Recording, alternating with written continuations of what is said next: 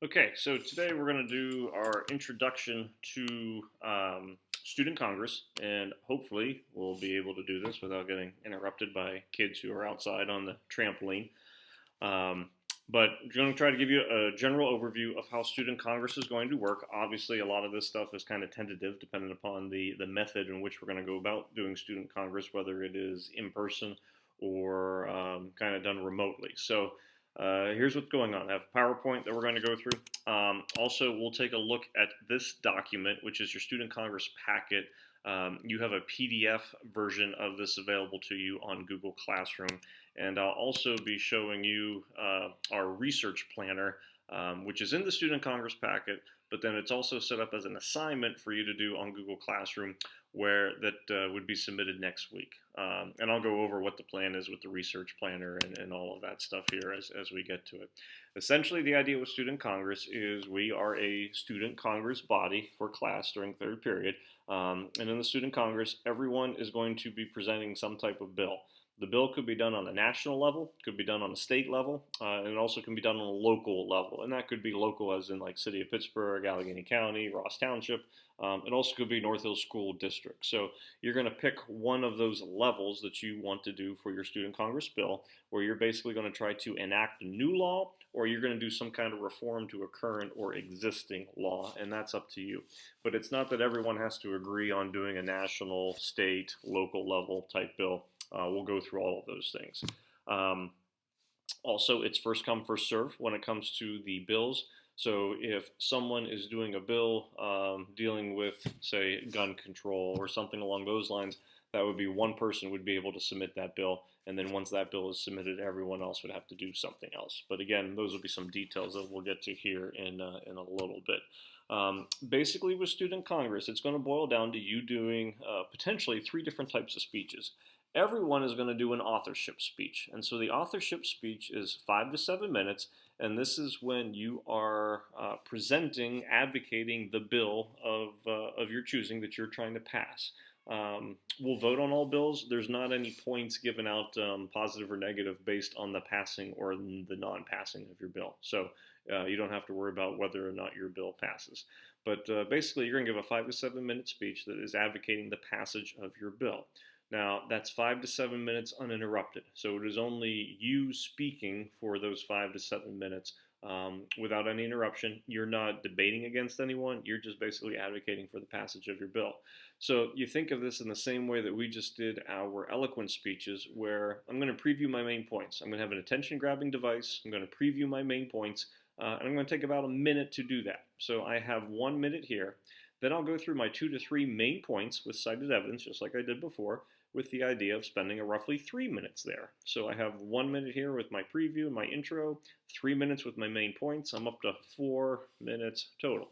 Then I can do my conclusion, which would be 1 to 2 minutes. If it's 1 minute, that's giving me 5. If I do a 2-minute conclusion, that's giving me 6 minutes total. And then I got that extra 7th minute that I can kind of utilize as needed. With the conclusion, I'm going to, provide the normal closing for my bill, reiterate my main points, but I'm also going to do my rebuttal. And I'm not going to do a counter argument against someone, but I'm going to do an anticipated counter argument. So basically, I'm doing some advocacy arguing where I am expecting what advanced advocacy is the term, where I am expecting what opposing viewpoints would be. I'm going to try to dismiss those before they would have the opportunity to bring those points up, and those points being brought up by the Student Congress itself. So you're kind of anticipating what you think those counter arguments would be. So a cue that a lot of folks might use for this would be, now some may argue, or while others may state that, and then you can kind of get into why that counter argument does not work. So you could dismiss it. You could take a look at some of the logical falls, flat fallacies, and things like that. After your speech, and this does not count towards those 5 to 7 minutes, but after your speech, you're going to answer questions. And we'll do probably about 3 to 5 minutes worth of questions, and then a lot of that can depend upon how controversial the bill is. So in total, your speech is going to be worth 75 points. And if you take a look at your packet, it explains here, or shows here, that yes, your authorship speech is going to be worth 75 points, and there's going to be some additional points through other assignments that you're going to do. But your Student Congress grade is overall going to be 100 points. So, and one of the pages in your Student Congress packet is this rubric, which is very similar to what we were doing with the eloquent speech. But you can see that this adds up to 75 points. Now, I can also earn additional points by giving a pro speech, a con speech, and asking questions. And again, if you take a look at the first page within your packet, it explains up to here that these are worth 25 points, and I can actually earn 30 points. So I can gain 30 points by giving pro-con speeches or asking questions, and that will get added to this 75 point total from the authorship speech, and that's how I get my total 100 points. So in theory, I could give a speech that gets 75 points. I could do pro-con speeches and additional questions, earn 30 points, and actually get 105 out of 100 for Student Congress. My pro-con speeches and my questions, I'm basically getting a bank of points. So each pro-con speech is worth 1 to 4 points. So I can earn up to 4 points, or I can earn up to 2 points for each question. So let's say I'm doing my speech for my rubric, and I end up earning, a grade, let's say, of a 71 out of 75. And then I give some pro speeches. So 1 being very good, 1 being poor, and then 2 being in the middle. I also gave a couple con speeches, and then I asked a series of questions. And again, these questions and these speeches, are about other people's bills that we would be looking at here. So in this hypothetical, I have 71 points here that I earned towards my speech. Based on my pro speeches, I earned 2 points, 5 points, 6 points, for a total here of 10 points. So if I did my speech and I only gave pro speeches in this area, I have now earned 81 points. I've earned an additional 6 points based on my con speeches, 2 with being 3 points each. And I've asked 1, 2, 3, 4, 5, 6, 7, 8 questions. Of those 8 questions, it looks like I had 5 10 points and 3 1 points, which is going to add up to 13. So if I take my 10, 16, 29, I've earned 29 out of a potential 30 points total. I take those 29 points, I add that to my 71, and that would mean that my grand total Student Congress would be 100 out of 100. So in theory, if I did not ask any, or I did not give any pro or con speeches, I gave a 71-point speech, I earned 13 points out of questions. At that point, then I would have an 84 out of 100. There is not a limit to the number of pro or con speeches you can give. There is a limit to the number of questions that you can give, and that is a total of 10. So the maximum number of points that I can earn through my questions would be 20 by giving 2 10-point questions. There is not a limit for pro-con. I just don't want someone asking 30 questions that really aren't very good with getting 1 point each, and you still end up getting the total 30 points. So how you get up to the, in total, 30 points or 25 points for the pro-con questions is up to you, but that's just how you add more points to your score. So basically, you're building a bank. It's not that in Power School you're getting a 2 out of 4, a 3 out of 4, a 1 out of 4, a 4 out of 4, or a 1 out of 2, 2 out of 2 for every question in speech. You're just building up towards a bank.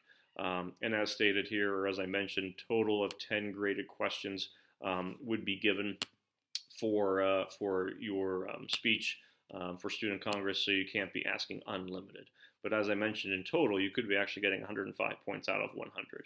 But if I got a 60 out of 75 on my speech, which would be an 80%, I could still then get a 90 out of 100 overall for Student Congress by getting my 30 points through my pro, con, and questions. I'm sure there's still some, now how would this work from a remote learning standpoint, giving pro, cons, and asking questions? I don't know. At this point, I'm going to present this as if this is something we'd be doing in class. If we have to end up doing some remote presentations of our authorship speeches, Student Congress in general, then we'll just kind of figure that out as we get there. But assuming that this is an in-person student congress, those would be the other points that you would be able to earn. So this first page kind of gives you an overview of everything that's going to be happening. So your authorship speech, 5 to 7 minutes.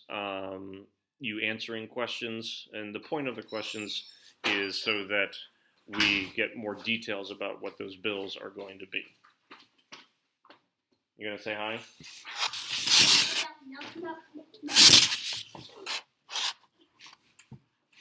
I'm sure she'll come back again. So your pro speeches are up to 3 minutes. And what happens is most pro speeches probably end up being 60 to 90 seconds. Pro speech is going to be assuming that you are affirmative for the bill, that you're supporting the bill. If I speak for only 90 seconds, the remaining time will be used to answer questions. But I'm advocating the passage of someone else's bill, and a con speech is doing the same thing. I can speak up to 3 minutes. After 3 minutes, I would get cut off. If I speak for 3 minutes, I can't accept any questions. If I speak for 30 seconds, I'd have 2 minutes and 30 seconds to answer those questions. So that is very time specific. We do have a presiding officer who would be in charge of Student Congress. They're the ones who would be reading the bill. So when you're giving your authorship speech and you're doing your attention grabber, you don't need to state what your bill is because everyone's going to have a copy of that bill. The presiding officer is going to read the bill word for word. So there's no reason that your opening statement, paragraph per se, would be your bill because everyone would be clear about that. The presiding officer, when it comes to calling people for questions and speeches, pro-con speeches, is simply going to go choose person based on the number of questions or speeches that they have given. So if I've asked 4 questions, someone else has asked 2 questions, both hands go up. The other person will get called on before me because they've asked fewer questions, and the same thing with the pro speeches and the con speeches. So there will not be a person, unless he or she is the only hand going up, that would be asking 8 questions in a row or giving 5 speeches in a row because other people would get the opportunity to ask those questions as well. So the general procedure as to how this works. The presiding officer is the person who is going to read the bill. See if we can get that out of the way. There we go. Presiding officer reads the bill. Then they'll give their speech 5 to 7 minutes, as we said before, and then answer questions probably about 3 minutes or so. Then there's that pro speech. So after the authorship speech and we do questions, the officer will ask, are there any pro speeches? And we'll go for pro speeches, optional questions based on the amount of time for each speech, for each pro speech that's being given. And there's a maximum of 3 speeches. So if 4 hands are going up for pro speeches, only 3 of those people will be able to give a speech. And then same thing for con. So at most, you get 3 people who would be giving a pro speech and 3 people who would be giving a con speech. After we have done then the pro and the con speeches and asked our questions, we'll be looking for a motion, and we're going to move the bill to previous question, which means we're going to vote on the bill. So we do 2 rounds of votes. We do a vote basically designating that we're ready to vote, and then afterwards we do a vote on the actual bill where we all go affirmative or negative. And when it comes to the presiding officer and that parliamentary procedure, this is covered in your second page here of your Student Congress packet. So there's going to be a quiz next week, next Thursday, on basically page 2 of your packet, where you see the different types of motions and whatnot that are available. So your quiz is not going to be this chart, but your quiz is going to be based from the chart. So you want to take a look at the various kind of motions there are. So there's a motion to amendment where you change the bill. There's a motion to lay the bill on the table where you temporarily suspend debating that bill for the day and then you come back to it the next day. So at the end of a class period, if we're not done, we can lay the bill on the table, and then when we come back to the bill the next day, we remove the bill from the table. Recess is when we end debate for the day. So we have debated my bill. We're not done yet. We lay the bill on the table, we vote on it, and then afterwards we would vote to go to recess. Previous question is what we just mentioned. When a debate is done and we're done discussing the debate, we're going to vote to vote. And then after we vote to vote, we'll actually vote on the bill. And the last type of motion is actually the main motion, which is the bill itself. So you have a definition. You have this where it asks for a second, and you see everything requires a second except for a main motion. So if a person moves to lay the bill on the table, someone else in the Congress needs to second that. The only exception would be for a main motion. We don't need a second to read the next bill and get started. So all of these where it just says yes, yes, yes, yes for lay the bill on the table, recess, previous question, or remove the bill from the table, we just need one person to second the bill. For an amendment, you need a third of the group of that student Congress to second the bill. So if I want to amend the bill and only one person raises his or her hand to second, that's not enough, we move on. To vote means, like so far as the passing, so you can see all of these are just a simple majority vote, so you just need more than half with the exception of moving the previous question. You need 2/3 of the population of the student Congress to move the previous question to where we're voting to vote. Otherwise, it's just simple majority for everything else. And then you can see which ones here are debatable. The only two motions that are debatable is an amendment. It's debatable, we discuss it. Is it something that we do want to amend the bill? And then the main motion itself is debatable as well. So next week, we will do a 15-point quiz, parliamentary procedure quiz, which you see right here. And also by next Thursday, you're going to have your 15-point research planner, which these are the potential bills that you are looking at. But everything that we're talking about here so far is the procedures, and you'll get some additional information also, which actually I can show to you right here. When you go to ask a question, you have to say things like, will the speaker yield to a question, and you have to stand up. Will the speaker yield to a follow-up question? So you're formally asking for the speaker to yield to questions before you're asking the question.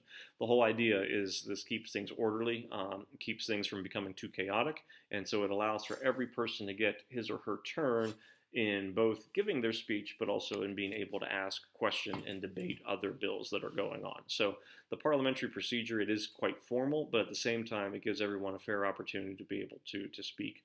So one of us would be the presiding officer. It's not going to be me because I'm just assessing things in the back of the room, but one student would be a presiding officer. If you are the presiding officer, you do still give an authorship speech, and then someone else would just kind of be the presiding officer for your speech. But if you are the presiding officer, you cannot give a pro speech, nor can you give a con speech. Your job is to basically be very objective. So you're not asking questions, you're not giving speeches, you're just making sure, besides your authorship speech, you're just making sure that things are running orderly. The only time that the presiding officer would vote is if there's a tie for a certain bill, 5 people in favor, 5 against, then the presiding officer can be the deciding vote. And so obviously their grade will be a little bit different as to how they accumulate those additional points. I'll go over that individually with the presiding officer when we get to that point. But basically, you can see that there is some formality that we would have to go with. So far as writing your bill, you're going to have 4 sections to your bill. And we'll go over this in a little bit more detail as we take a look at the packet. But basically, everyone's going to have 4 sections. So in the first section, you're stating your policy that you want to be enacted. You're then going to define any ambiguous terms, indicate an implementation date, whether it be a specific date or, basically as soon as the passing of the bill, effective immediately. And then section 4, everyone writes literally these words: all laws that are in conflict will be declared null and void.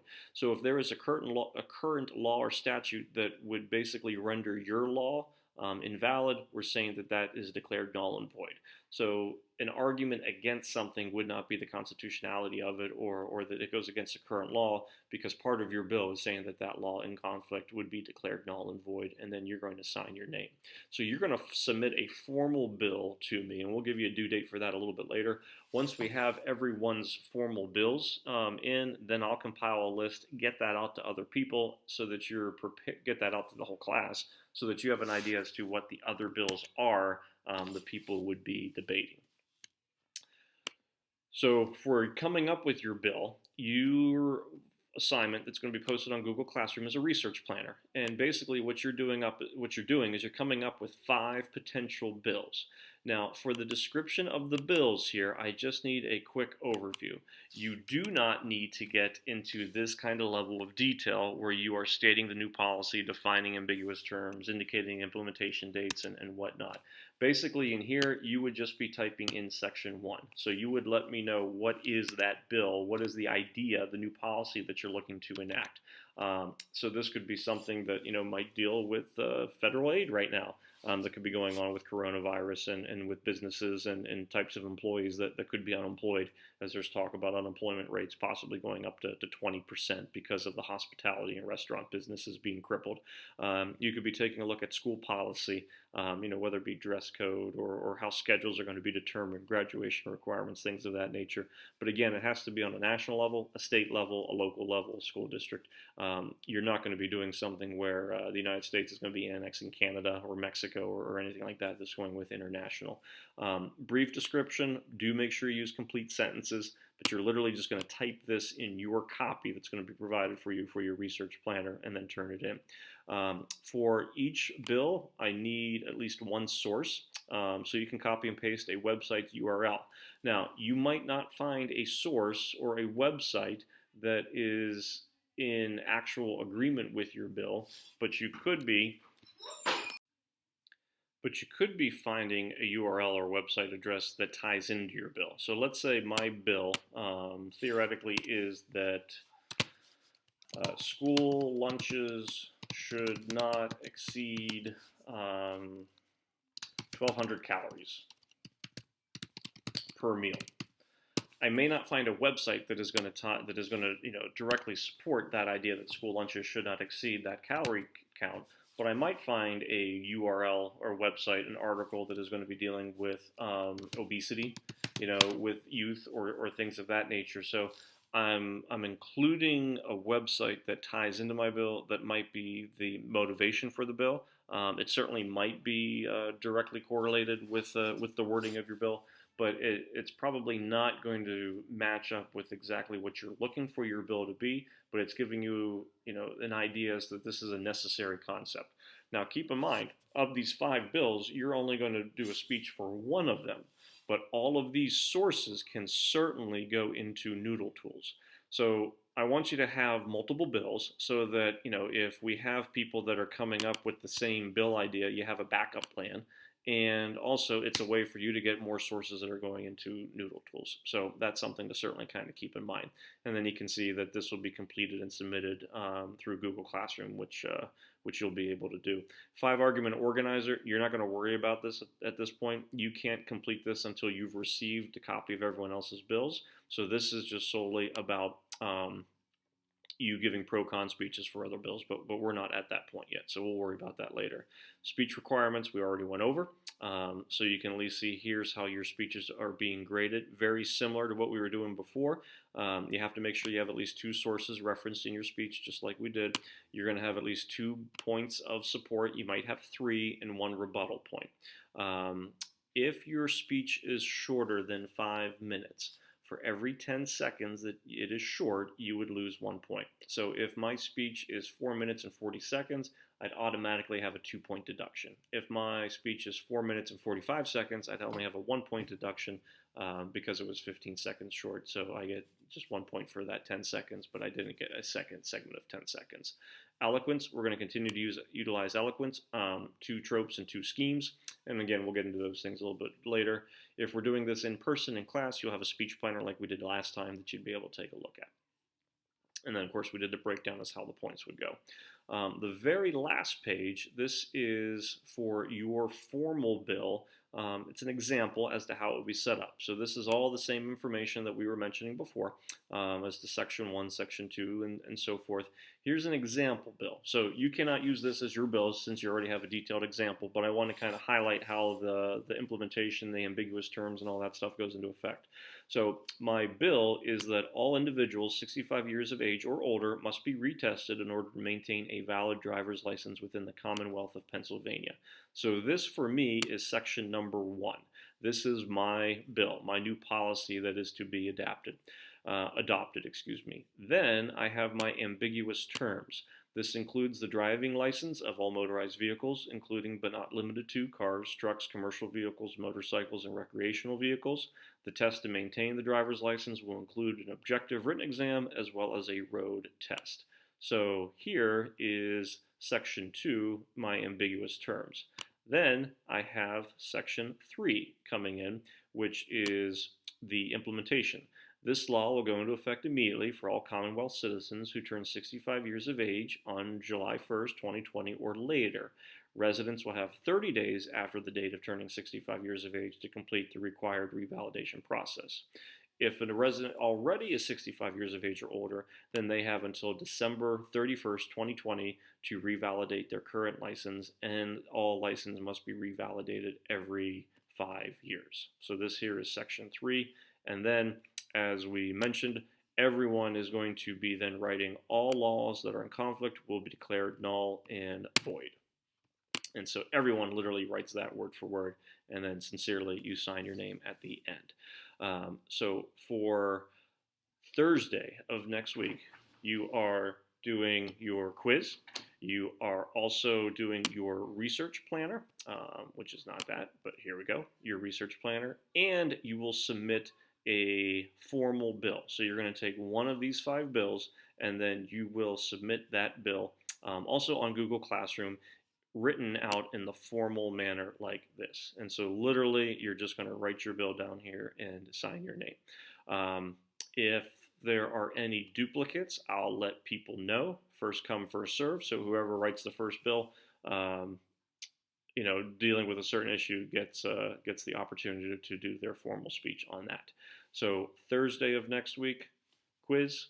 Thursday of next week, your research planner. And then Thursday of next week also is when you are submitting your formal bill. And basically, like next week with Tuesday, it's just going to be you researching materials, going through the databases, coming up with different ideas. And then by Thursday is when you would just be formally submitting those bills. And once everyone has submitted their bills, I'll get a list out of all the bills so that you can see them and know what you're going to be arguing for and against. I'm sure you may have some questions. So, as mentioned earlier in the previous video, so far as the update, email, remind, and you can also send things via the discussion posting. If you haven't submitted your midterm exam review packet, make sure you do that today so that you can get credit for that. And then we'll get started with Student Congress. All right. Good luck. I'm looking forward to having this project start, because it really kind of ends up being a lot of fun that I think people tend to enjoy the most from all the stuff we do this year. All right. Let me know if you have any questions. Otherwise, good luck.